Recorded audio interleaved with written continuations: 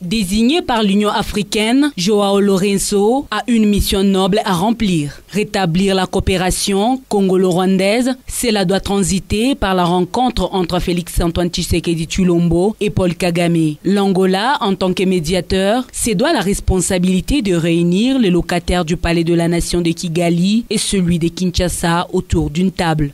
Le président de la République était catégorique là-dessus. Par plusieurs fois, il a tapé des poings sous la table qu'il ne pouvait pas négocier parce que c'est nous qui sommes agressés. Il fallait que ceux-là qui occupaient notre territoire puissent se retirer avant toute négociation.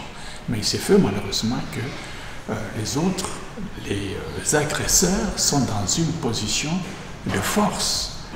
Ça, c'est un facteur qui prouve que le président est dans une position telle qu'il faut négocier parce que la communauté internationale opte pour cette position-là.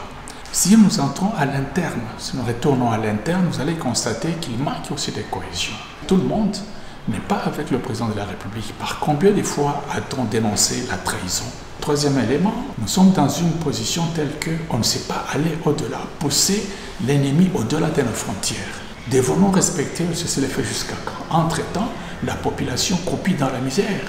Après avoir mis de l'eau dans son vin, Félix-Antoine Tshisekedi Tshilombo doit porter l'étendard de l'intérêt général plus haut. Le président de la République, j'estime, il ne peut que fléchir et aller vers les négociations.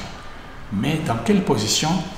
À ce niveau-là, il fera tout aussi pour pouvoir gagner quelque chose, au nom de l'intérêt général.